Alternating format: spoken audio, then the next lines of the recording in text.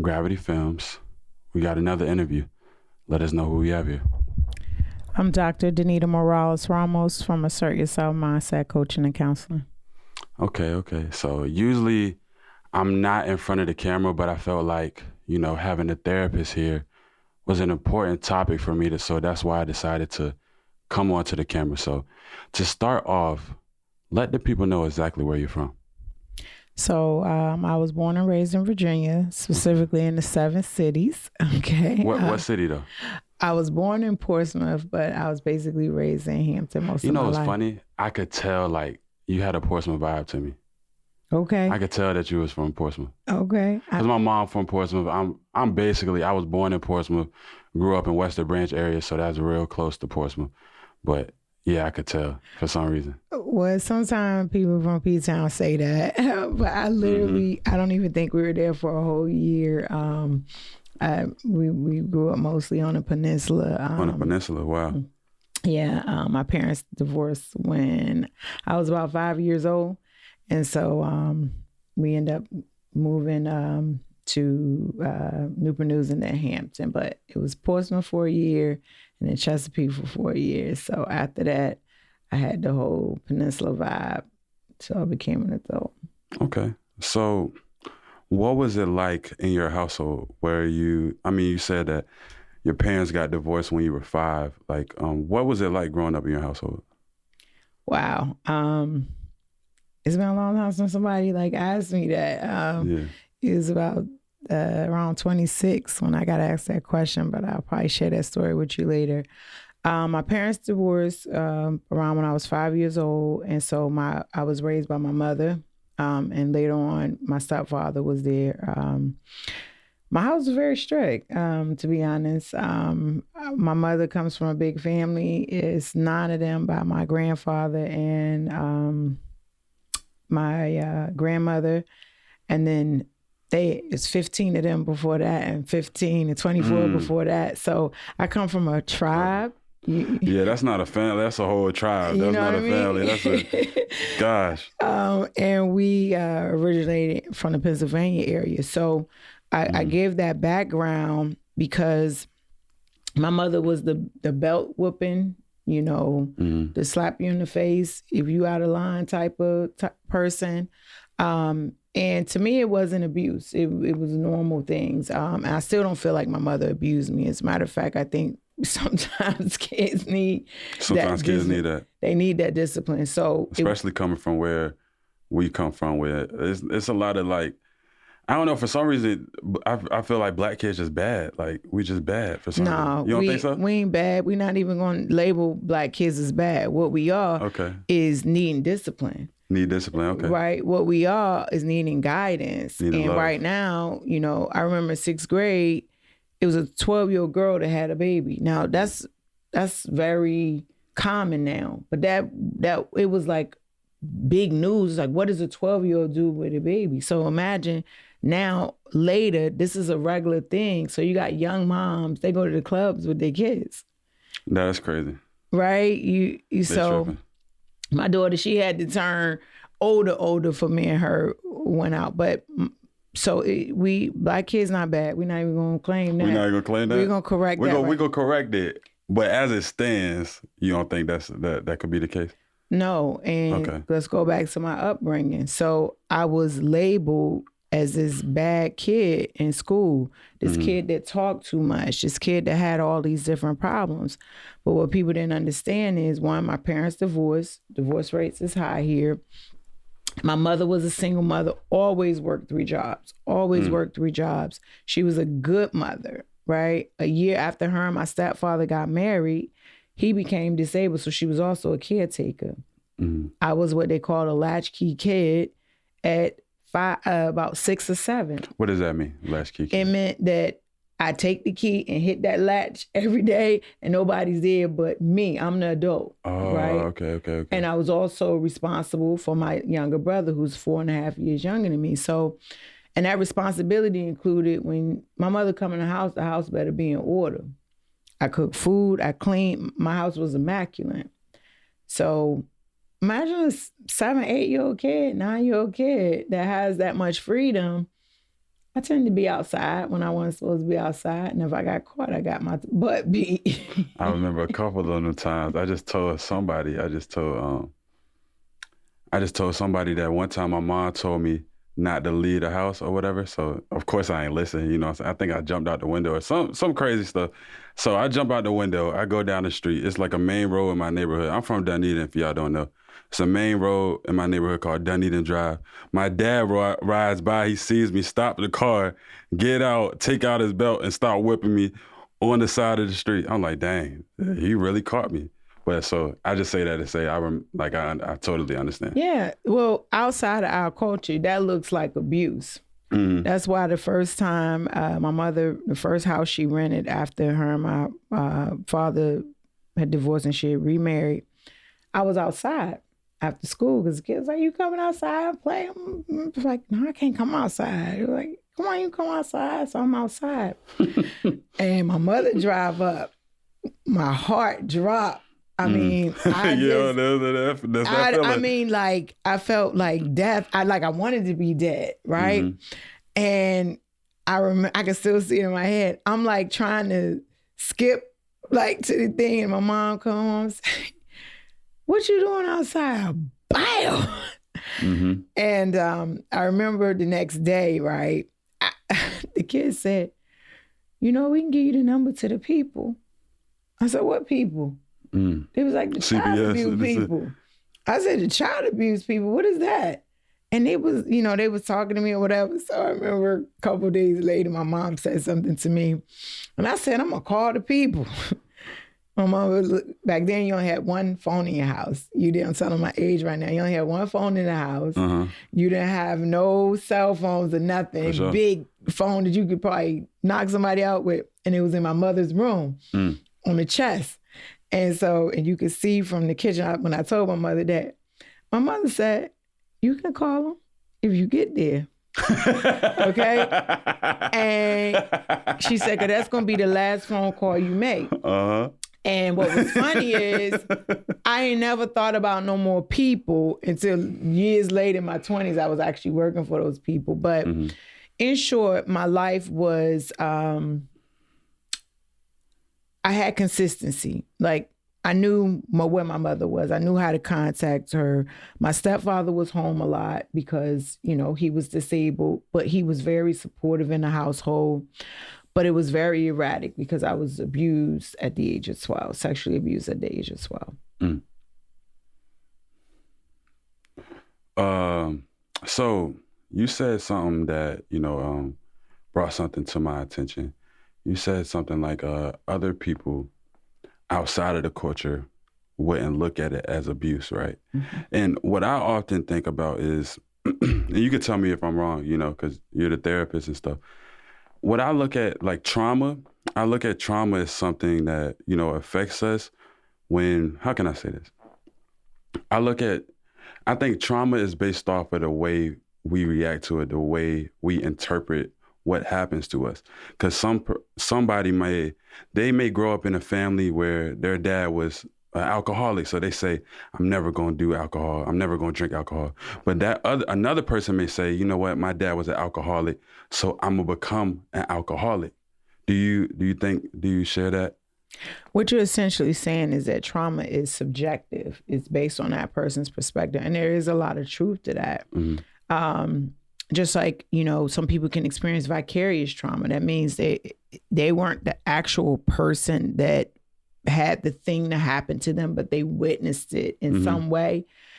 I think more what you're alluding to is like when I talked about outside the culture, it might look like abuse. Mm-hmm. There's trauma, because they're two separate things, although they can overlap, in my opinion, right? Abuse is where you intentionally mean to mistreat someone, okay?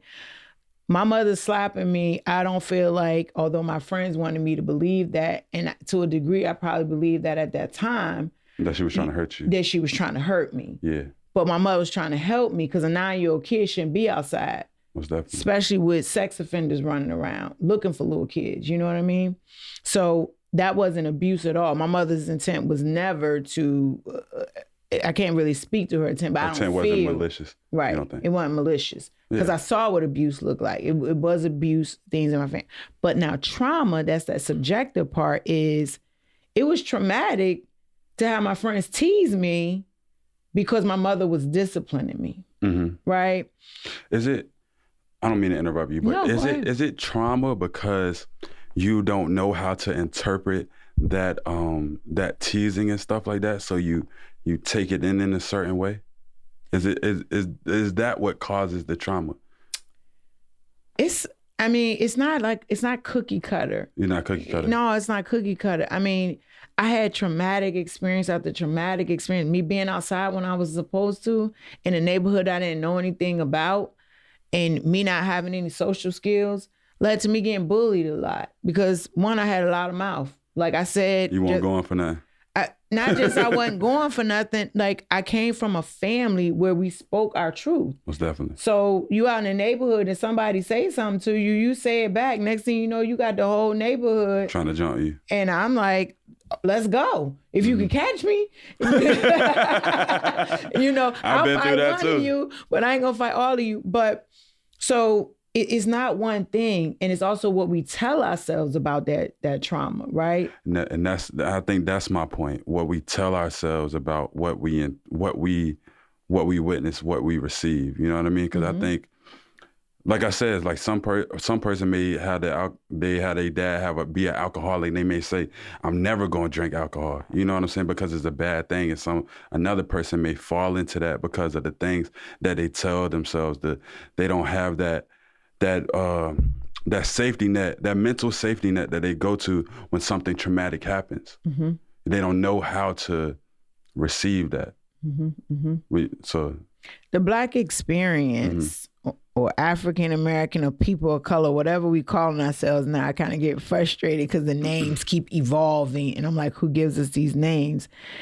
Is a traumatic experience. We grow up in a school system where we're told we're less than. Right? We may grow up in families where we're told we're less than. So we grow up in a community where we're told that we're less than. We grew up in a government that we're told that we're less than. That in of itself could be traumatic. You grow up in a system that says you have no way of winning, right? Anytime you fail, because everyone fails. But let me. I don't mean to keep interrupting you, but is it because we don't have that person in our life? Okay, so at least for me, I have my dad, right? And even though my neighborhood was telling me failed, I got jumped a bunch of times, fought a bunch of times, you know what I'm saying? Even though I had that and people hold me back and people hating on me, I still had my dad that told me, you know what, believe in yourself. You can do anything. And I think, is that kind of what's missing in our neighborhoods and stuff, because the fathers aren't in the neighborhood, and you know what I'm saying? Stuff like that. You don't have to have multiple podcasts because it's a lot to unpack. It's a lot, Yeah, no, I'm a responder, but it's a lot to unpack. Yes, there's a lot of fathers. Like, I mean, we kind of talked about one thing we were going to talk about before we got on here, so I'm cool with our conversation, but I have a lot to this conversation. My kids' fathers weren't very active in their lives. I was a single mom. My youngest child is a boy, right? My oldest, I adopted another boy later on, but a couple years ago during COVID, my son, he was asking, Mom, what should I do? What should I do? He like 17. I said, son, I didn't give you all I can give you. I can't show you how to be a man. So in answer to your question, even if you have somebody telling you some things, you still gonna kind of have to figure it out on your own. Like, my mother told me a lot of things and she showed me a lot of things, more importantly. That's why I work so hard. But at the end of the day, trauma or no trauma, we, in my opinion, are built to thrive if we look within ourselves. We keep up that hope. Not just keep up that hope, it's we have to let go of the victim mentality. So it goes back to trauma.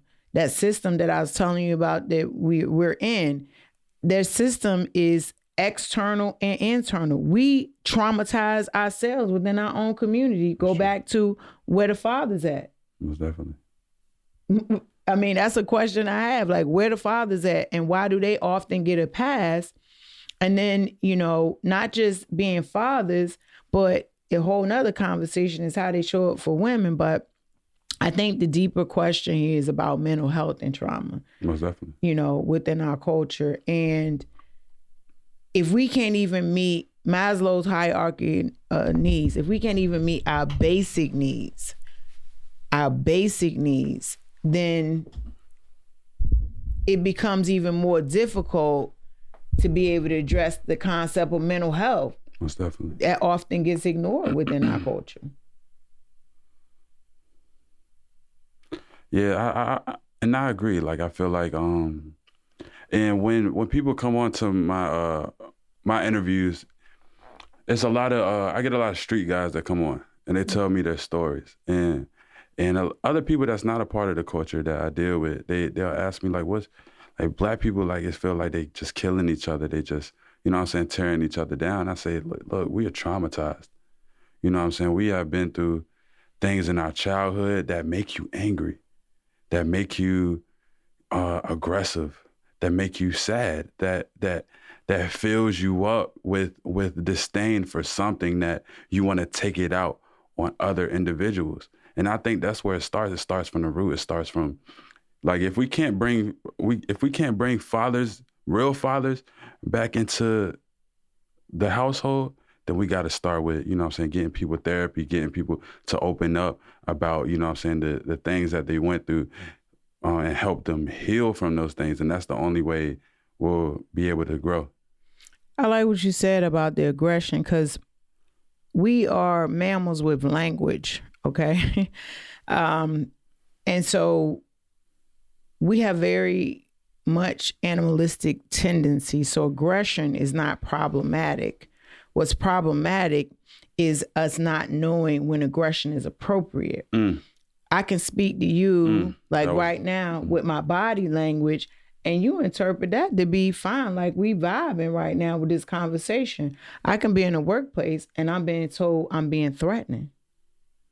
My voice tone is too loud. Why do I talk with my hands?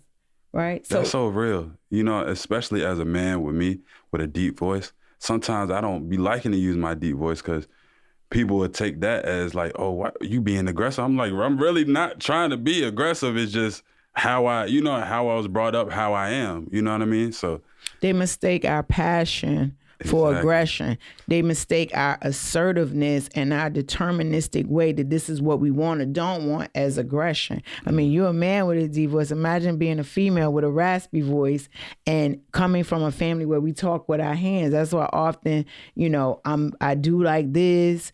I work for myself and I don't have to worry about my hands as much. But in an environment where I was told, why are you talking with your hands? And I'm like, what does that even mean? Like, what? And, I became aware of it, later on. But that aggression is not the problem. It's being able to know what to do with that aggression. And so if a father isn't at home, or let's talk about this. Let's talk about if it's a single mom at home and she working 2-3 jobs, she get home from work, she tired, she got 2-3 babies at home. She hollering at them kids because she tired, because she this. I'm talking about me now. I'm tired, I'm this, I'm that. Not that I don't love my kids, but I'm worn out because it's only me doing that. Now, the kids trying to figure out what they supposed to do. They don't have another man. I can't afford to put them in football or any of these other things where other cultures can do some of these things and let out the aggression, i.e. testosterone that men got built up. And then, God forbid, you have ADHD and you got a lot of restlessness, but you tied up in the house like I was because your mama said you can't go outside, right? So it's a lot of things playing into that. And then you sit in the school system all day, you reading books that don't have nobody look like you in there, no store, So it's not unprecedented. But what's important to realize is, like, we can go on, and I'm talking to our people right now. We can go on and talk about what isn't and how it is this way and or we can start identifying problem one at a time and actually not just talking about it and acting on it. It's a lot of people that want to talk about things, but then it's like, okay, let's get to the table with solutions. Don't nobody want to come up with those.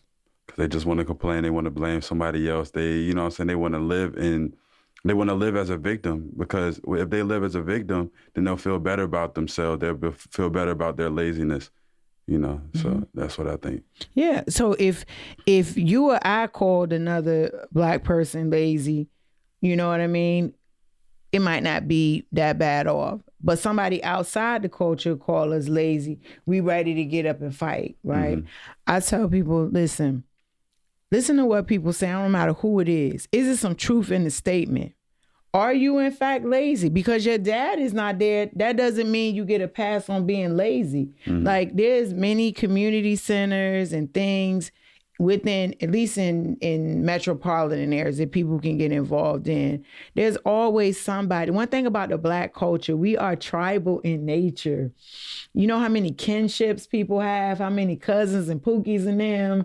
That's true. Right? That's true. So not having a dad is not an excuse to take care of yourself. And it's certainly not an excuse not to take care of your mental health. Most definitely. No, I totally agree.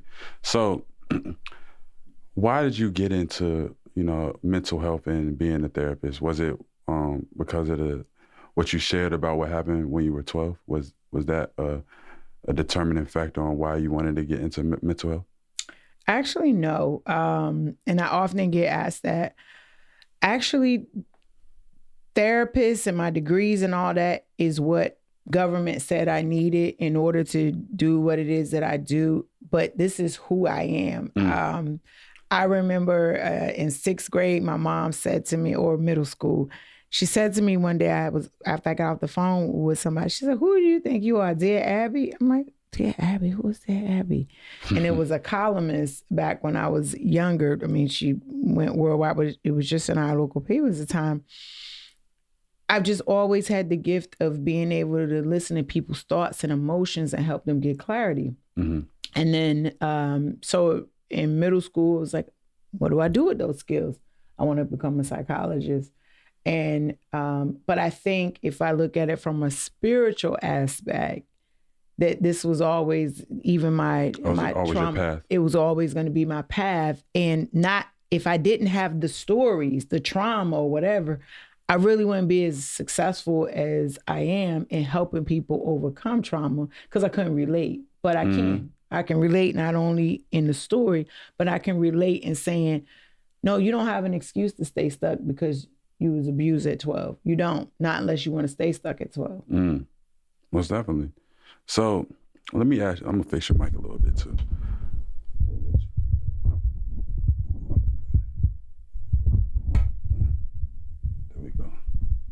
So let me ask you this.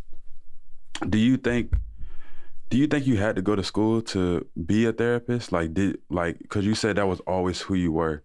Do you think experience kind of teaches you how to go about healing people more so than school? Or did you find like that school helped you out a lot? School is important.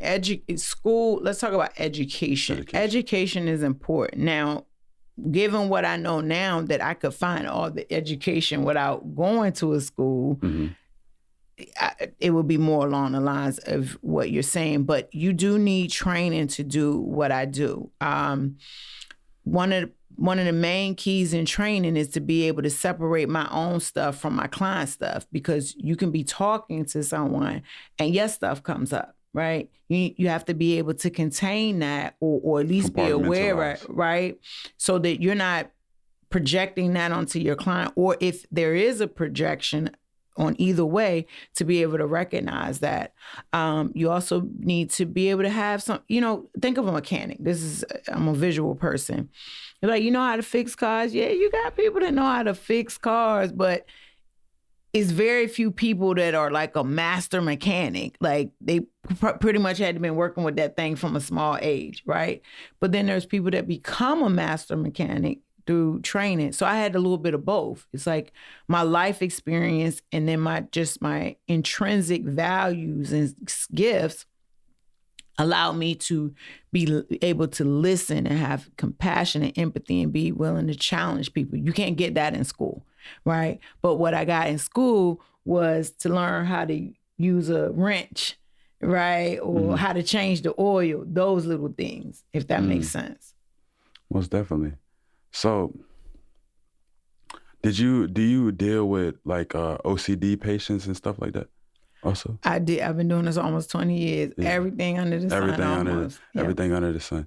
So, I felt like I've never got formally diagnosed, but I felt like I definitely had relationship OCD, sexual orientation OCD, and when I would read like the articles, right, it would say basically, I think it was called ERP therapy, or like EDMR. I think it was what was it called? I think it's where you put yourself in a fearful situation to where you become exposure therapy. Okay. So with that helped me, you know what I'm saying, with the relationship OCD, with the sexual orientation OCD. And so let me stop you, because it's so much stuff on the internet, and education is important on mental health. What exactly is relationship OCD? What is that? So relationship OCD, from what I read, right, is where you have a fear within the relationship, where you fear whether that person is right for you. You fear whether that person loves you. You fear whether you can commit. It's like a big. I think it's like you get immense anxiety when thinking about that relationship. You know what I mean? When I think it's the same as like. I think you get ruminating thoughts. You can't stop thinking about it, and it consumes your day. I'm pretty sure that's what the definition of it is. Okay. So there's a lot of terminology. And again, for my community, I want y'all to be educated.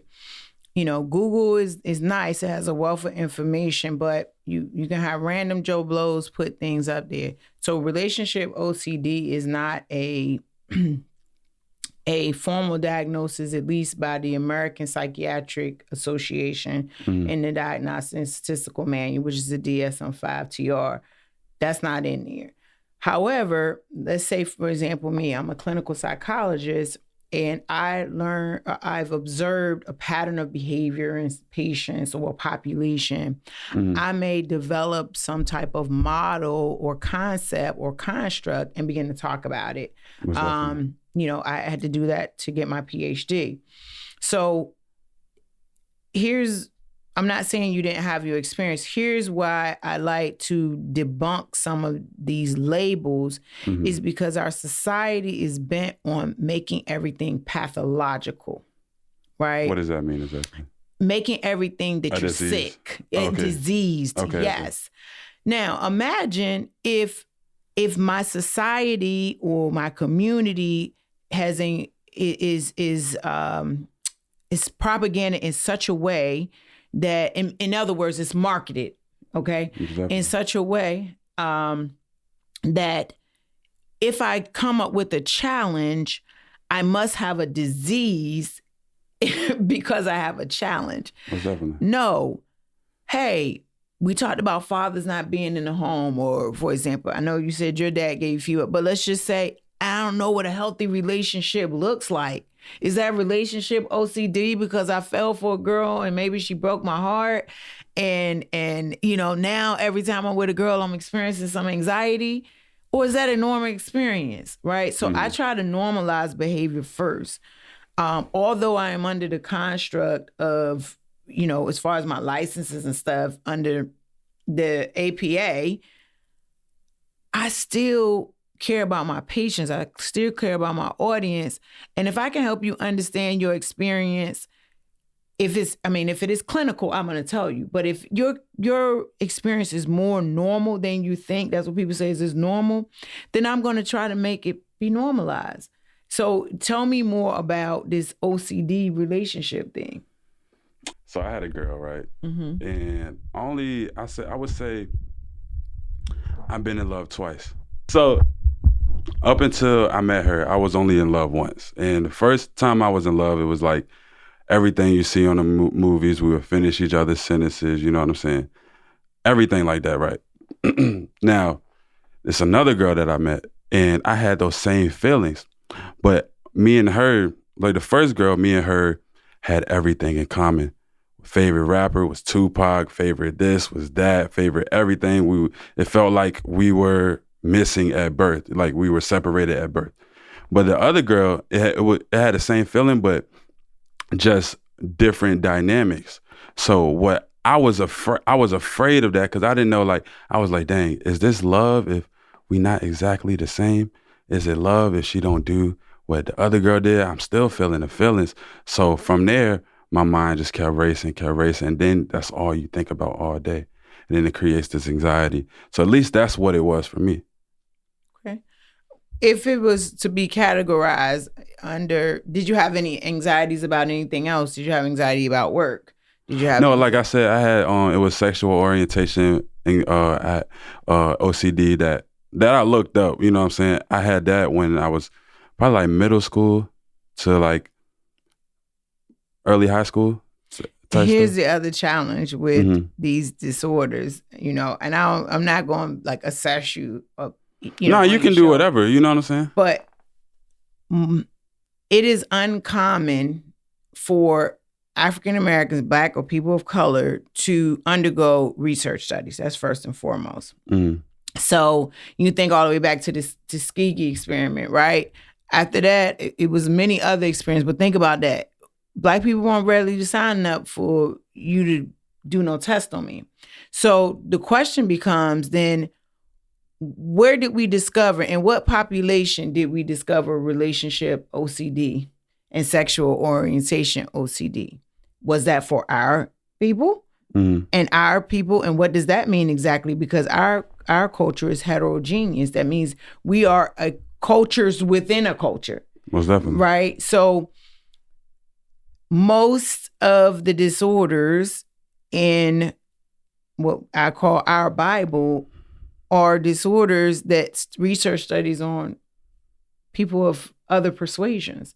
So I say that to say that this relationship OCD and this sexual orientation OCD, I can't speak on it because I haven't read it yet. For sure.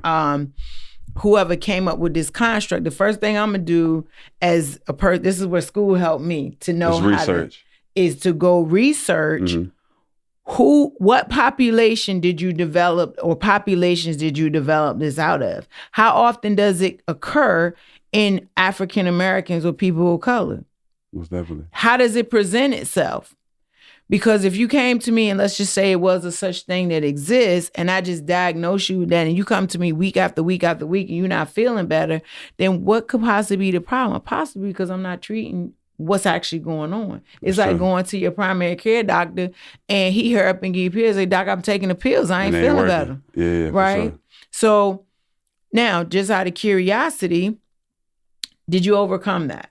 Yes, most definitely. How did you overcome it? What I did, right, is because, like, okay, when I was younger, and I feel like all of this, at least for me, it stemmed from an experience that I would have when I was like, I think 12 years old.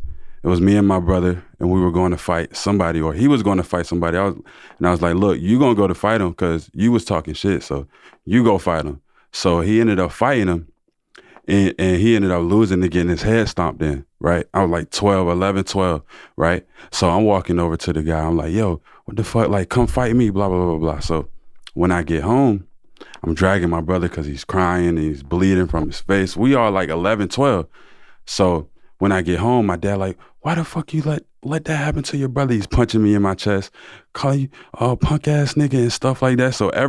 So what I took from that, my dad was my hero. You get what I'm saying? So when that happened, I started to question myself, everything about myself. Cause I'm like, dang, I didn't even make my hero proud. Like I was on the stuff that he was teaching me about being a leader, about hard working, only wanted to do that because of him. Wow. So when I felt like he let me down, I felt like I was lost after that. And I started to question everything about myself. Mm-hmm. So I think from that moment, that's what led to those with the females, with everything. I just started to question everything. So, couple things. First and foremost, the first thing comes to mind is issues with self-esteem. Mm-hmm. It's your esteem. Who you are at your core. Most definitely. Your father questioned you, the I in you, right? So self-esteem is like, if I can't even make dad happy, how can I make a lady happy? How can I be sure that I won't let her down? Mm-hmm. I wanted to feel like a man. I felt like when that happened, I was like, dang, like I'm like, I'm a bitch now. So every like, people would tell you, like, in my neighborhood, like, I was fighting everybody. And it wasn't because I was trying to fight. It was like, I wanted to prove, like, nah, I'm not that. I'm this. You know what I'm saying? So that went to fighting, to shooting, you know what I'm saying? Did you constantly have the thoughts of your brother and your dad's reaction? Most definitely. So you know what that more relates to? Not no relationship, OCD. I can't wait to go look this up, see who came up with this. Most definitely. It's trauma for sure. Post-traumatic stress. Yeah. You know, people think of military, more disorders, more often than not now, a lot of disorders that we were given, if we could rewrite the DSM-5, a lot of our experience is trauma. Most definitely. It's trauma. That's it, post-traumatic stress. So with that being said, it's the hypervigilance is one of the symptoms of PTSD, which is post-traumatic stress disorder. It's constantly being on alert. It's the irritability that now I'm just going to I want to fight everybody. That's how it was. People thought and it's funny, people was like, dang, this nigga's tough. You know what I'm saying? But I was really like scared in some moments, you know what I'm saying? But like, I was like, nah, like I'm not letting nothing slide. Well, that's the other root cause of PTSD. It's something so our natural response, if there's a bear in the room, right, is we either gonna fight the bear, right? We're gonna run from the bear, flee, or we're gonna freeze. Well, when you experience post-traumatic stress, that fight, or freeze response is only supposed to come on. It gets mixed. It's like constantly on. You on guard. Like, what? Somebody said something, they just was like, boo. You thought you heard boo every single time. It's you hyper on alert. It's funny that makes a lot of sense for sure. Well, now that I'm thinking about it, that makes a lot of sense because like somebody may be saying something not like trying to disrespect me, but I might take it like, what's he trying to say? Like, what was he trying to say? Were you trying to buck? Like, you know what I mean? So, you're trying to get the scenarios in your head. One, because this past experience said, oh, you didn't really deal with the threat. Okay. So now I need to look out for all threats, even though they're what I call benign. It's not a real threat. So imagine, I think, before we start recording, you talked about people in the neighborhood. If you go in a neighborhood, you might not have shot nobody or fight nobody, but what if every time you walking down the street, all you seeing is somebody fighting and this and that? Yeah. That can be traumatic for someone. Most definitely. I think and the reason why I say is like, for me, I think it's the way way that person interprets it, because I felt like in that situation, if the same situation happened with me and my dad and my brother, and my dad was like, look, it's okay. Just go and fight him tomorrow. You know what I'm saying? Just go get him back tomorrow. If he said, or it's okay, like, you know what? You did your best. You did what you had to do. We're going to talk about it later. I would have interpreted whatever happened totally different. You know what I mean? Like, that's what I'd be thinking about nowadays. But so in thinking, like if I was talking to a client that dealt with something similar in order to be able to overcome something like that, right? We look at childhood experiences. We look at their whole life experience to see what's what. As an adult now, right? Do you have children? No. Okay. Someone has kids, right? I got a niece that's basically my child. That's your baby. Yeah. You be spoiled. My brother, he passed away, so it's like she like, I consider her my child. Okay. That's that tribe that I told you about, right? Both of my nieces. So as an adult now, because you were 12, you said? I was like 11, 12. 11, 12. That's a child's mind. My dad, my hero, what have you. Now as an adult, we can look back at that situation with adult eyes, having a niece, knowing other people that had kids. Your dad's two boys come in. And one of them, at least in my mind, you tell me if I'm wrong, is hurt bad. Mm-hmm. Dad went in fight, flight, or freeze mode, right? Dad's reaction to you is as a result of I'm not condoning what he did, but I'm just saying it's like, this is not the dad that you saw before. Most definitely. And I completely understand that. And I forgave him a long time ago. Mm-hmm. You know what I'm saying? Because I understood like, oh yeah, your son come in, you're going to have that reaction. But I think more so it was about me forgiving myself. Right. Good. No, good for you.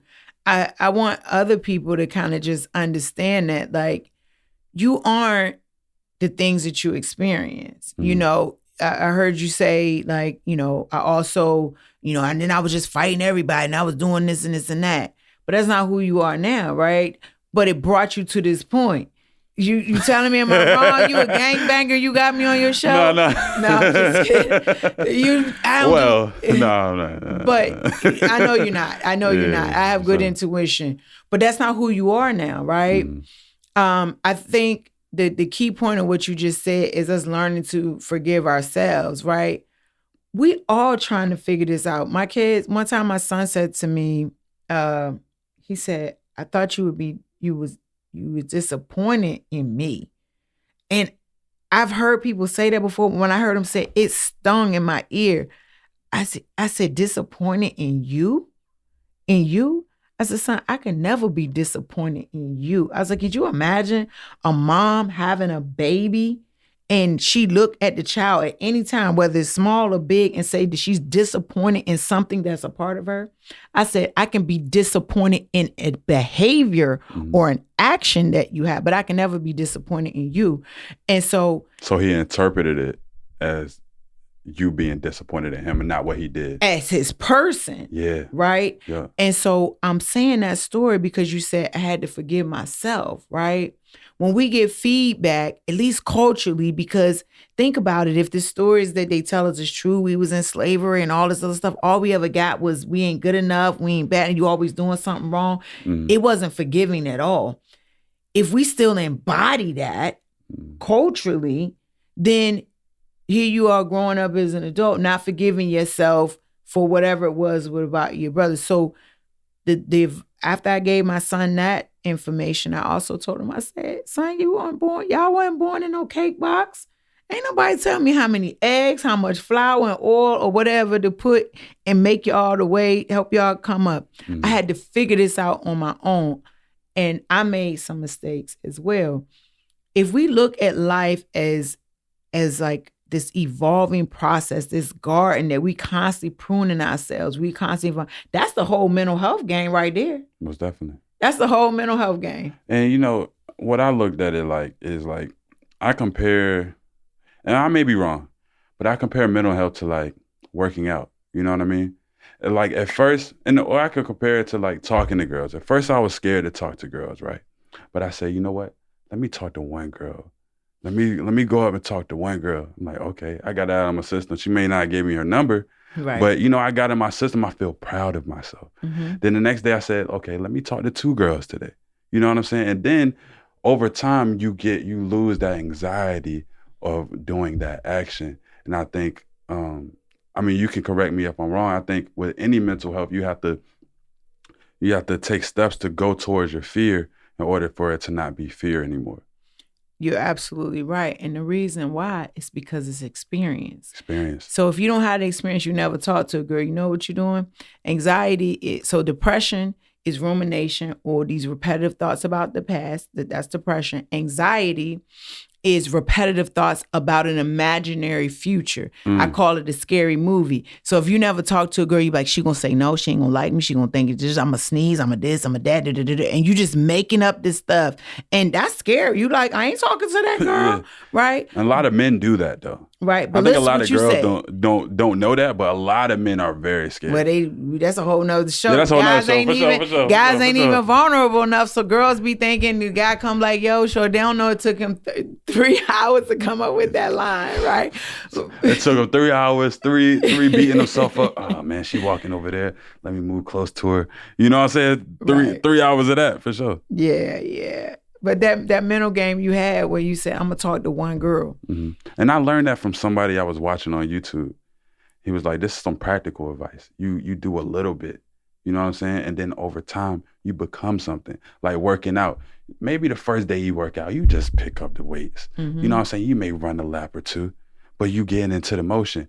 Eventually, you're going to look back, and I've had this happen. I used to be very skinny. You look back, and you get around people that ain't seen you in a minute, you be like, dang, you got big. What you been doing? You be like, I don't know. I just been going to the gym. Like, so you over time you develop piece by piece. Mm-hmm. That's what I believe. One of my staff people, I was telling them they're developing some skills, and a lot of time people don't want necessarily hear feedback, but I was like, look, D been doing this almost 20 years. It's certain things that you can learn in school, you can learn here, whatever, but it comes with three things. It comes with experience, mm-hmm. time, and practice. Experience, time, and practice.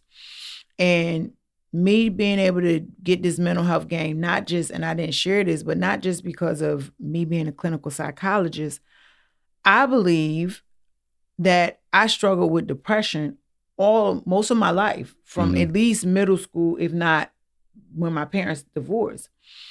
And until 26, I didn't have the time. The experience, the time, or the practice about what mental health looked like, because I was the first one to open that door in my family, at least out in the open anyway. And so when I'm talking to family members about what I got going on, I say I feel depressed. They tell me, why the normal cultural thing, why you feel depressed? Get up, get yourself together. And so they did not realize, they do now, that was a real experience. Real experience. Real.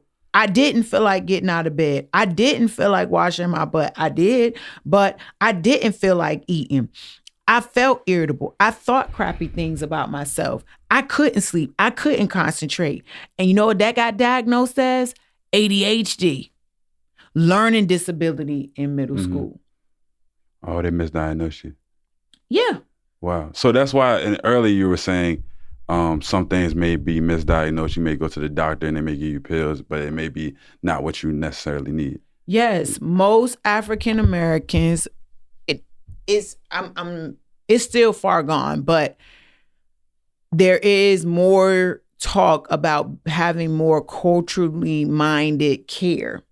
But before, when we would have mental health problems, first of all, we played a role and they did too. We don't know that much about mental health. But when we go to the doctor and we say our head hurts or our stomach hurt or this or that, or whatever symptoms, if we go to the doctor at all, mm-hmm.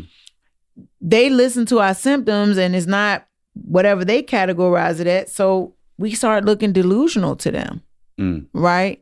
We start looking things like schizophrenia, the more of the aggressive mental health diagnoses, because like I said, if we talk with our hands, we're aggressive. So now we're explaining some symptoms mm-hmm. and we're aggressive. So we typically were diagnosed with, or that things that could be interpreted as dealing with our intellect. ADHD is not an intellectual disorder, but nonetheless, it was categorized in school as a learning disability. You know, it's funny because you said ADHD is a learning disability. That's what they categorize it in school. They categorize it as that. Yeah. It is an executive functioning disorder. Yeah. See, and this may be a little bit off topic, but my idea of a person's intellect is not based off of their like capacity. I think it's based off of their focus, right? So I think somebody like, okay, I compare it to a computer. If you have a lot of tabs open on your computer is going to run slow. Mm-hmm. You know what I mean? You close out those tabs, you close out those programs, your computer runs faster. Why? Because it's focused on one task. Now, I think with a lot of people, I don't think a lot of people necessarily suffer from low IQ. I think a lot of people suffer from lack of focus. So why they made this misdiagnose you with ADHD because you couldn't focus, so they say it's a learning disability. No, it may be because something that went on that you're focusing on instead of what you should be learning. I don't even know if you're ready for me to open this can of worms, but what if you're in a system, mm-hmm. right, that's telling you to sit down and learn one specific way, and culturally that's not how you learn? What if that's why you ain't focusing? Mm-hmm. We don't have a learning problem. No, I don't believe that. If we have a focusing problem, to a degree, could that be part of it? What I'm suggesting is, if we were educated in a system and that caters to how we learn, that doesn't cater to how we learn. Oh, yeah, You follow what I'm saying? Okay. If culturally other cultures are able to sit down and do like this all day and learn, then fine, that works for them. But if we, by design, we learn with our hands, we learn from watching and observation, and you telling us to sit still in the classroom for 8 hours. And yes, our focus is everywhere because we are by design. Okay. Well, I believe that. You feel me? I believe that because, when we go in church, like, I feel like, because I grew up, my dad was Jehovah's Witness, and my mom was Baptist. So I seen two types of the way they worship, right? One type is Jehovah's Witness. They sit down, they have Bible study. They have one new person go up and talk about the Bible every. It's pretty boring service to me too. It's pretty boring, right? It's boring. It's pretty boring. But in church, I think it's good things about both.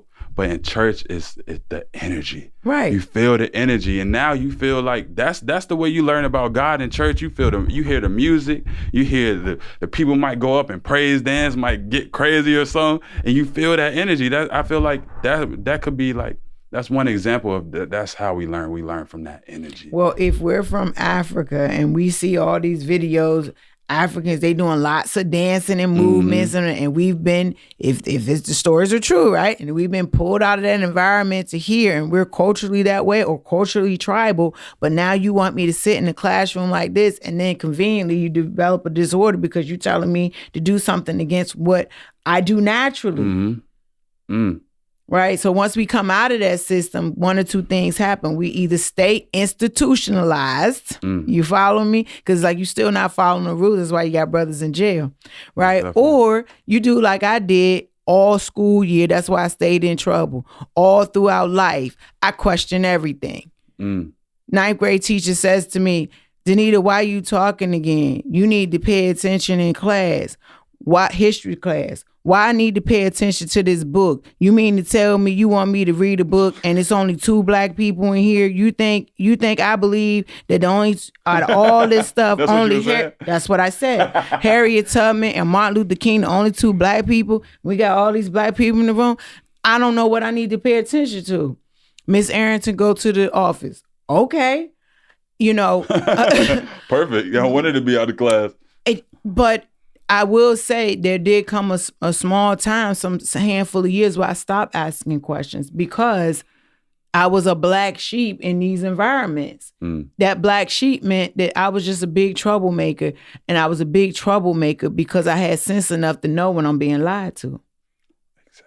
Exactly. And I think a lot of people's fears stop them from asking questions. I remember I would be in the class and asking my teacher questions like, that geometry thing don't look right based off of what the book say. And she'll go back and be like, you know what? You was right. But a lot of people won't even question anything. Like, did that happen? Did that? And I think that puts a level of control on a populace when you're not able to ask questions, when people just want you to be one certain way. Absolutely. Because it's amazing to me. I didn't do bad in school. As a matter of fact, the one year where they told my mom that I was learning disabled, even though they didn't have no proof education-wise, my learning disability was the fact that I just bouncing all over the place because I was bored as I don't know what. They put me in LD in 7th grade. And I was embarrassed because my cohort, they were ahead of me. How did I manage to I graduated with my whole team on time. By the time we got to high school, you know what I did? I went to summer school and I went to night school so that I would be with my cohort because that year put me behind. And I got the advanced diploma because really high school and our school system is nothing but a memory test anyway. But people ask me, what you doing in summer school? What you doing in night school? Did you fail? No, I'm trying to get ahead, right? That's because but nobody told me I could do that. I asked the question, I said, they were going to have me do that and I was going to be a year behind so people could laugh at me every year trying to figure out why I'm behind them. I said, hey, what do I need to do to be back in the class? Well, you would have to take more class. How do I do that? 7th grader asked this. In the LD class now, how do I do that? Well, if you could take other how do I take those? And I had to pull teeth to get these questions answered. And they told me, well, the only thing you do, you got to go to summer school. But do you want to go to summer school? But then you still wouldn't have enough. What do y'all offer the class in? You have to go to night school. So I told my parents, I want to go to summer school. I want to go to night school because I'm going to graduate with my class. I'm trying to figure out why it was so hard for them to tell you what to do. Like, what they were trying to stop you from shining? Like, why was it so hard for them to give you that information? Because I wasn't following the programming. The programming is you do like everybody else. You don't come ask questions. That wasn't in the handbook anywhere, right? Although I did read in the handbook. By the way, many people don't read their handbooks in school and their jobs, and then they wonder why they don't understand the system that they in. And that's a big thing. And let's talk about that in African American culture. We don't like to pick up a book, but then we wonder why our counterparts are ahead of us because all the information is in the books. I don't like to pick up books. I'm not even gonna lie. I don't even know why you said that on this thing. You need to tell your audience you don't have no excuse now. You got audio books. No, that's what I'm saying. I don't like to pick up a physical book, but I would definitely listen to an audiobook for sure. All right. Sure. So that's how I learn. You know, my dad liked to give me books. I'd be like, I'm literally not going to sit down and read it. No disrespect. I don't tell him that, but I'm looking at it like, I'm never going to get to it. But if you sent me like a YouTube link of this book, I would listen to it. Okay. Now, in order to become at least where your counterparts are, how would you recognize the words if you never seen them? That's true. I mean, we going to step up our game in our community. I mean, you know what I'm saying? I know. But I'm not even upset with you. Mm-hmm. It's that it's not interesting. It's culturally what we've been at one point in time. If the stories are true, we weren't allowed to read to a certain amount of time, to some hundreds and hundreds of years ago. Why is that? And so why is it that now that we can read that we don't, and then still blame our counterparts for our struggle? That's true. It's nothing you can't learn. And YouTube, trust and believe, they ain't putting everything on YouTube unless you click the button and say pay here. That's true. Right? But if you go in the library, might be able to find that little link, you know what I'm saying? Right. You can't. And I'm not mad at that. I'm just saying that if mental health, I share with people part of my own, because I'm diagnosed, I didn't say this, I'm diagnosed with post-traumatic stress disorder, and I had a history of major depressive disorder and generalized anxiety.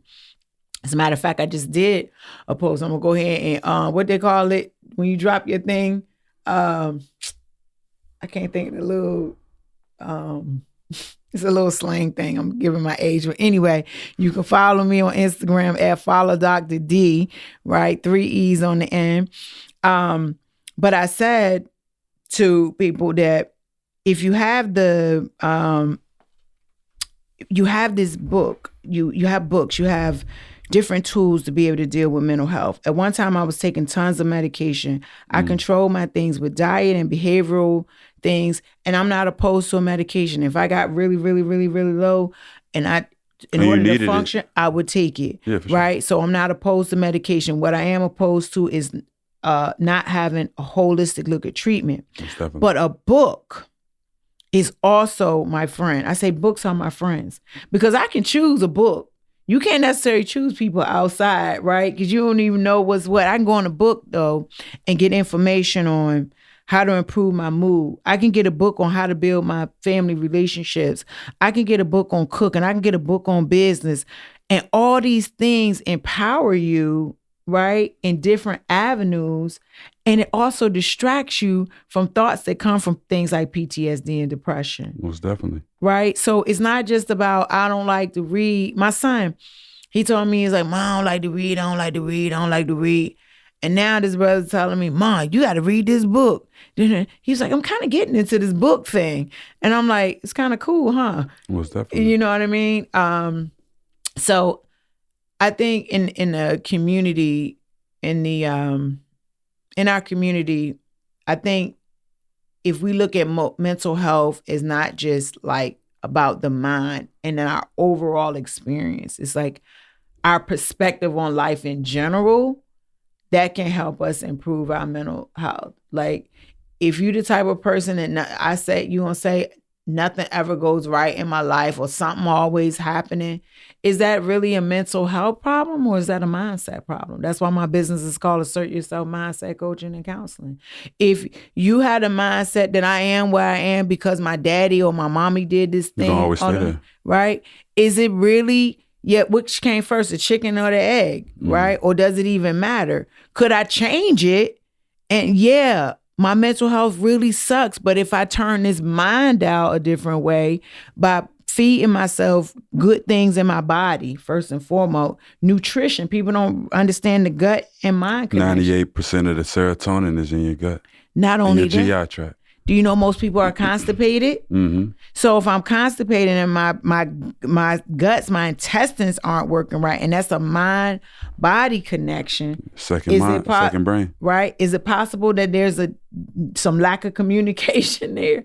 So it's lots of things you can do to, improve mental health.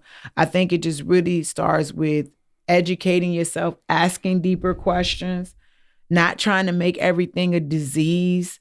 A lot of this stuff is just life experience. Trust me, our Western culture is making money off of making everything a disease. That's a whole nother podcast. And I believe that too.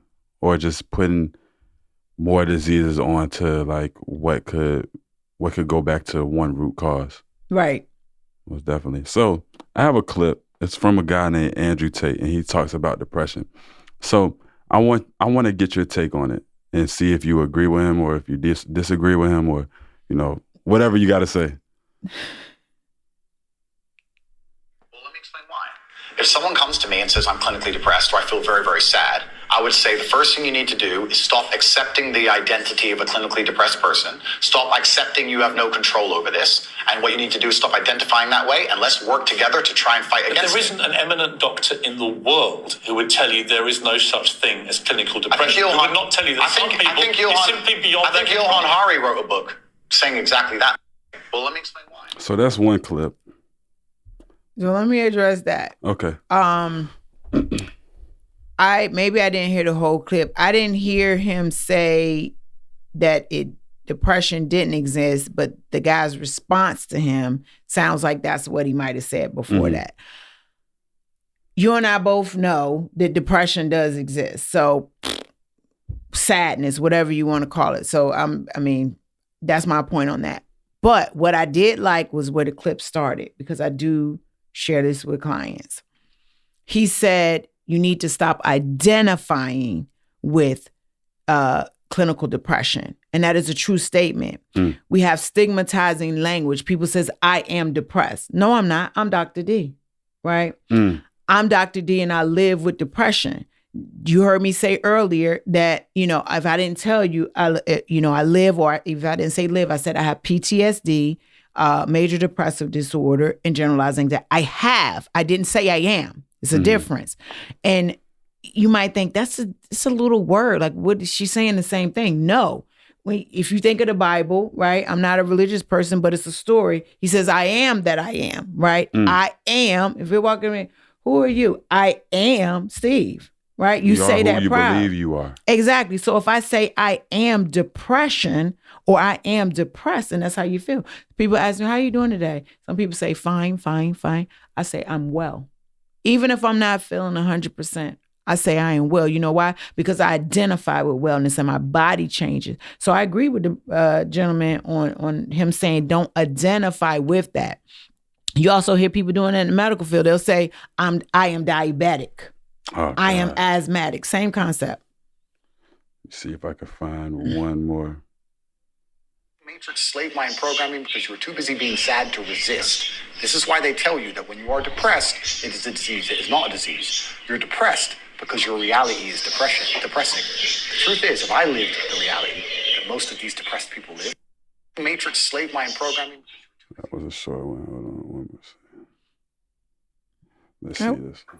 And my point is that a lot of people who are clinically depressed are suffering with something in their life, and if you fix the problem in their life, perhaps they won't feel depressed anymore. That's not a disease. No, but Andrew, that's situational. Andrew, you're simply wrong.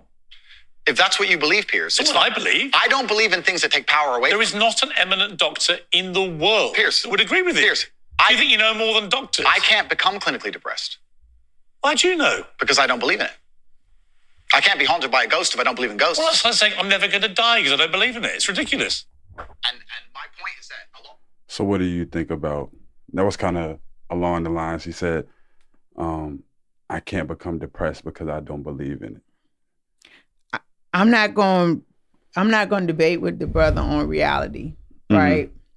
I'm not. I mean, if that's his reality, I'm not going to debate on him about that. You know, I can't say that it is a fact that everyone gets depressed. I believe that a part of the human experience is that we all would experience some type of sadness. Would it have to be depression or what have you? Even the term clinical depression is not an actual diagnosis, but I want to speak more clearly to what the brother said. He said disease. So this is why I say we need to read books in our community, because he's, as far as I know, he's not a part of our community per se, right? So maybe where they're from or where he's from. I think his dad is black and his mom was white. Isn't he from? He's from the UK. And he was born in Chicago. Okay. Then he moved to the UK. Got you. Okay. I know bits and pieces, so I'm not going to speak too much. Sure. But I don't think he readily identifies with the black community, does he? I mean, he says that he's black. Oh, okay. Yeah, he says that he's black. In all his content, I never seen that. So that's new to me. Okay, that's why I asked. But let's get to dis-ease. I like what he says, not dis-ease. So again, before, it was a long time before our culture supposedly could even read books, right?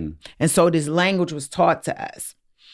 English is a second language. So just like in school, I learned how to speak Spanish and things like that, right? Other people learn French, whatever, Latin. And so it was a second language. So please let's understand that English is our second language. It's not our native language. And so the word dis-ease, okay, is a noun.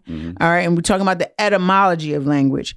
Breaking it down. Huh? You mean etymology means like breaking each part not of it down, just right? Not breaking it down. It's where did the term come from and how was it originally used, right? So, and I'm sorry, sometimes when I get on my, I call it nerding out. So I appreciate you asking clarifying questions because understanding is important here. Early in the 14th century, the term meant discomfort, inconvenience. So let's just stop right there. He says, I don't think it's dis-ease. So if I understand what the word means, if somebody says that they feel depression, is that not inconvenient? If you feel sad, is that not inconvenient? Is that not, it says discomfort, right? Or being uncomfortable. Could that not be the same thing, right? We have to really understand. So distress, trouble. Definitely distress in that. Right? Yeah. Now, it also says it is also related to désirance,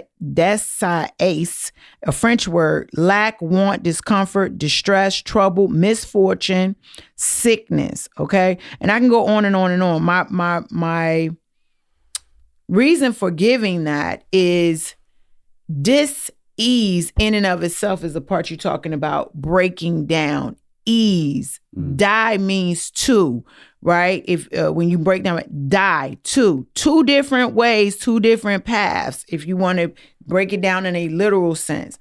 So I hear what the brother's saying. Let's listen to it in context. He's saying you can change your reality. I agree with that.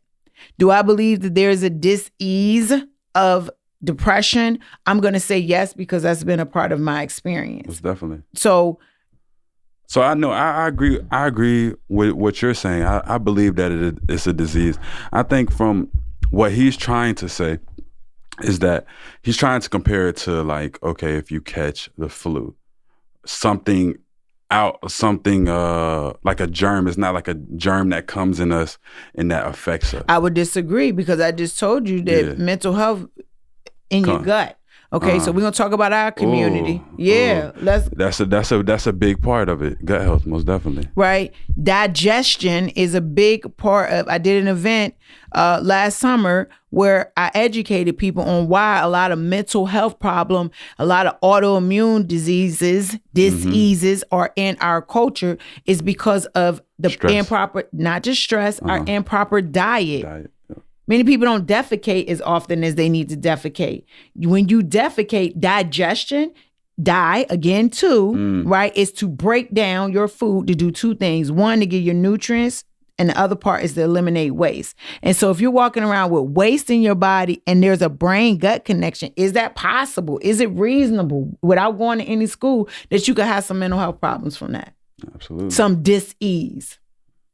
So like I said, that's his platform. I can appreciate what he's saying. I heard a little hint of, I'm big on that myself, about the Matrix. Yes, there is programming that goes back to making everything pathological. That's probably where me and him will have common ground, if that's what his intent was, is that in this Matrix, in this programming, is everybody needs to have a label and be sick. And if that's your reality, then that's your reality. If that's what the brother's saying, I agree with that. Because everything ain't a disease. Some of it is, if you got up and just tried today, you wouldn't feel the way you feel. If you ain't did nothing all week and today you say, I'm going to go take a 10-minute walk, or if I can't do no more than just take a shower, you can change your reality. It's a 1-degree shift. Most definitely. I truly believe that. And I think you bring it back to working out. At least that's what I do. Like when I started working out, that's when I started believing, like, dang, like you take little steps. It doesn't have to be like a big step to change your reality. You take little steps every day, you're going to realize your reality changes, whether that be business, whether that be you working out, whether that be you overcoming whatever anxiety that is you're facing. So, we just created a reality in here. You know what I mean? We created a therapy session. We created a conversation among a person, a female of color, a man of color, candid conversation, vulnerability. I mean, we're constantly creating. That's the thing. We're constantly creating, right? Although we're constantly creating, we're creating it within something though. So if you grew up in a hood, if you will, is that not your reality? So that's why I'm saying that, to go back to what the brother's saying, you know, depression is just somebody's reality. I can feel depression. You create your reality though. And you know, other people enforce your reality too. Like I don't think nobody's without like influence. You know what I mean? So if you may be depressed, like a guy may be depressed that they're skinny, they can't talk to girls, they don't have charisma, no girls likes them or whatever, you're gonna see your reality reflect that. Now, when you get into your charisma, when you start learning how to talk to girls, when you know what I'm saying, start to look better, your reality is gonna reflect a different thing. So, let me ask you this though, because and it's crazy that you brought it holistically, because that's where I was going to take it. I think, and I truly believe, alignment. Most definitely. And I think, since my sister is a nutritionist, right? So, you know, I know about a lot of natural health. I watch videos on Dr. Sebi or Dr. Africa, or, you know, just natural doctors, period, a lot on YouTube, right? And I truly believe what you intake has a lot to do with how you feel mentally and physically, right? And in natural health, they don't believe that diseases can't be cured, or they can't be, I don't want to say cure, but they don't believe that you have diseases forever, right? So keep going. So what I'm saying is, right, what's the equivalent on a mental health side? Because when we say somebody is clinically depressed, right, are we saying that they will have this disease forever, or is it do therapists believe that it can be cured holistically as well? Because I feel like therapy is holistic in itself, right? Right. So you asked a multifaceted question, and I think there's an ultimate question there. Is, as far as mental health, can I use things in nature, for example, diet, in order to improve my mental health? Well, that's not basically what I'm asking is there a cure for depression? Or is it something that somebody will have forever? Because, you know, we got Magic Johnson, right? They say he had HIV in the 80s. He's still here. You know what I'm saying? His face look clean. He still look better than ever.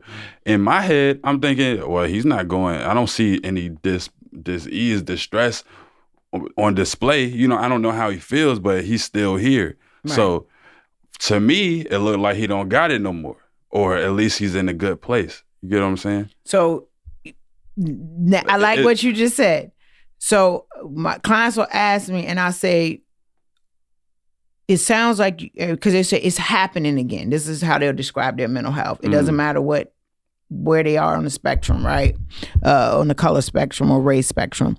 They'll say, you know, and I just can't believe it's happening again. So I'll get them to identify what it is. Mm-hmm. Depression, anxiety. Okay. I said, what if I told you it's a lifelong experience that you can encounter depression at any time? You can have someone that genetically, you have genes that you naturally can develop depression, just like you could develop diabetes or what have you, right? I said, so instead of saying, you know, instead of trying to make sure, like, get rid of it, is what now? Like, instead of what if, what now? If you experience depression, what now? Instead of asking the question, is cure. You know, if you have plants, your garden and everything could be fine. But what now if storm comes, or you see some type of disease, you see some type of pest or something growing in there? Do you say, well, I guess it can't be cured, or what do you do now is the deeper question. I always say ask deeper questions. So I'm not going to say that depression has a cure per se, but I will say that you can have a good quality of life no matter what your circumstances are if you live things and plant those seeds for that good quality of life. Most definitely. Last year was a very hard year for me because I've experienced depression all year. But most of the year. But I lived a good quality of life.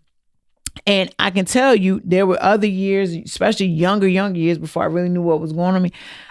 Every day was depressed. I've battled with suicidal thoughts, plans, even acted on some of them throughout my life, right?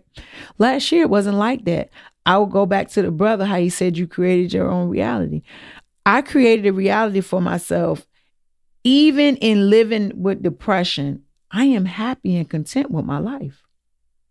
Most definitely. So I'm not going to lie, because it's not even my personal experience that there is a cure per se for depression, because it's a category of symptoms. Not feeling motivated sometimes, feeling sad, having crappy thoughts that come in your head, not wanting to be here. But it's where you go, what. And I think I was talking about this in the beginning. I think a lot of trauma happens when you don't have that safety net to go to when that traumatic experience happens. Mm-hmm. You get what I'm saying? So I think when people have that go to like, okay, I lose my money, I'm depressed. What do I do now? If they have a plan to what they will do when this sort of thing happens, then they'll be more likely to be able to deal with whatever comes to them. I would agree with that. I think part of the programming, the Matrix program, is that we're not supposed to suffer, right? Let's just say, let's remove the word depression, right? Getting into it. Right? Let's remove the word depression and put suffering. I'll say it does suck face, right? Suffering. However, it's that suck face that has made me be this strong, beautiful queen that I am, right? I wouldn't be resilient. I wouldn't be able to stand adversity and teach other people how to do that if I hadn't been through anything, right? If you didn't have your father that day get at you or whatever, and then you like, all right, I'm going to fight everybody, whatever, you wouldn't have developed the skills to be able to remain calm in other type of situations, or to fight when you needed to fight. It's funny that you say that though, because it's been certain times where certain dangerous situations I've been in, and I've been completely calm, just because of the things that I've been through. Exactly. Yeah. Remember I told you? I said experience, time, and practice. Right? Experience. I got to go out here and fight more people, so I need to know what the fight looked like. Yeah. It takes time. You ain't scared of that no more. Right. You fight the biggest guy after you. Exactly. After you go, like, oh, getting punched in the face is not that bad. That was because that's that experience. Yep. Then you need time to get a lot of experience. But then over practice, this ain't really no threatening situation. He just talking. Mm-hmm. I'm not feeling the vibe. I can leave, or I'm gonna stay over here. I'm gonna watch the brother, but he's not really a threat. Right now, his boy over there that ain't saying nothing. That's quiet. That's the brother I'm watching, right? For sure. So we got to get out of this thing that we're not supposed to suffer.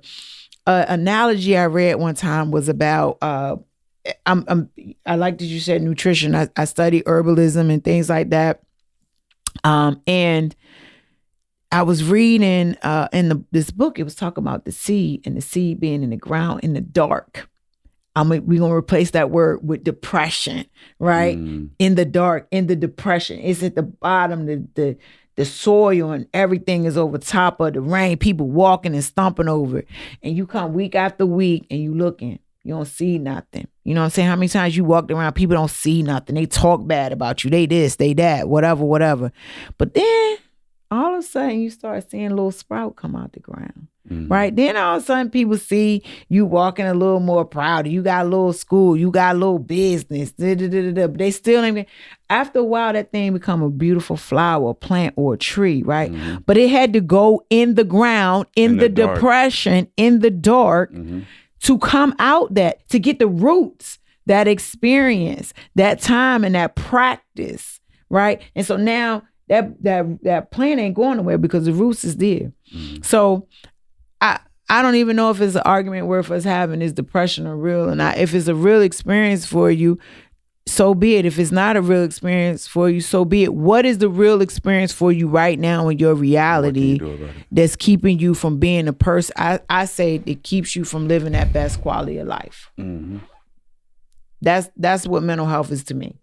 Is, when I talk about, I say living to live, search yourself, living, making no apologies, right? That's the best quality of life. Not apologizing because you got sexually abused, your daddy beat you up, your daddy won't dare somebody.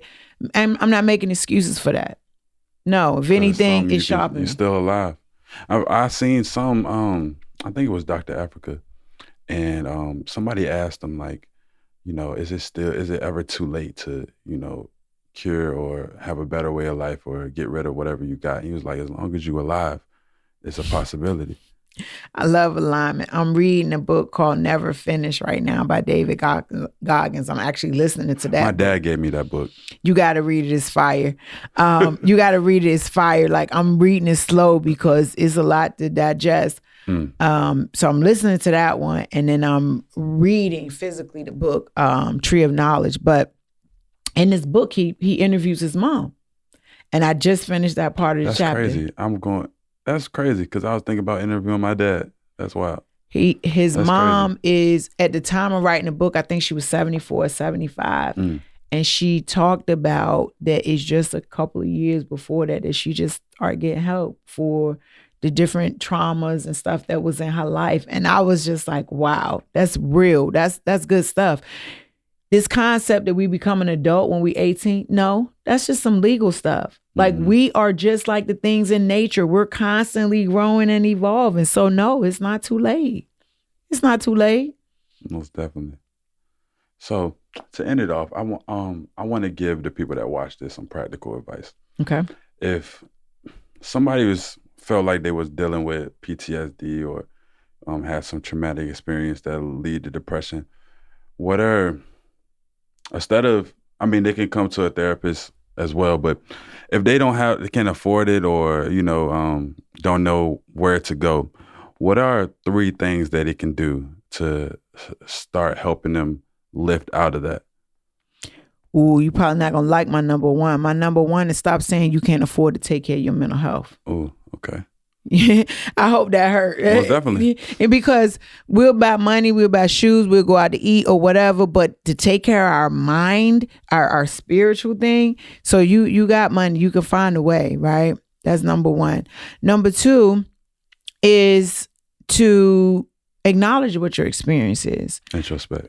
You know, that's why I couldn't agree with the brother Tate on that point anyway, because a lot of times, because someone can't validate that that's my experience, then I'll deny that's my experience at all. And so I say, if you feel like you're feeling depression, then let's go with that. But when we lie to ourselves, and that's that's our cultural thing for us, that we were told, no, you fine. You get, you need to get up. And no, that's not a reality for you. Then we can't address a problem that we don't acknowledge that we have. Most definitely. And then number 3, and this is more of just overall practices. I just posted a video yesterday, and I put how I cope with PTSD. The first thing I showed me doing something creative. I crochet. I said cooking yummy meals. I showed me reading and chilling. I showed me dancing. Doing things to build up the happy chemicals in your body, right? Having a support system. I put, I put something like sharing moments of sweetness, and I was implying to have a support system. Like, surround yourself with people who not necessarily can understand everything about your depression, your symptoms of depression, but people that will generally big up you in that, if it's no more than picking up the phone and calling you and knowing that you down. The biggest thing that people do when they're having some mental health challenges is they disconnect from their support network. And now you're an island unto yourself. Now you got time to get into your thoughts. Now you ready to, now you ready to act on those thoughts. And I know you said only 3, but number 4, at the end of the day, if you feel like you ready to take your life, you can always call 911. And now they made the other number even easier. You can call the crisis number, at least in the States anyway, 988. Like, don't ever be too ashamed or feel like you too much of a punk sucker, whatever people call that this day. Because I'd rather for you pick up the phone and just call somebody and talk to them, and they say, ain't nothing wrong with you, and they give you just another day to keep pushing, than to not make that call at all. Most definitely. And, it's funny because I had somebody call me recently that was on that type of time. You know what I'm saying? And I gave them all the advice that I could give them, you know what I mean? And from what I see, I know he's still alive and stuff, but he was telling me like, I think my work here is done and stuff like that. But I still see him striving. So hopefully what I said did something, but I'm glad that he felt comfortable to call me about that. And that suicidal ideation is a symptom of depression. That's why I said I can't say like the answer to the brother and say that that's not real. Oh no, it's definitely real. I do not agree with that. Do I agree with how he says go about it once you feel that way? Right. Most definitely. Right. Most definitely. So, Gravity Films, you got Stilo. Dr. D from Assert Yourself Mindset Coaching and Counseling. And we out. That was great.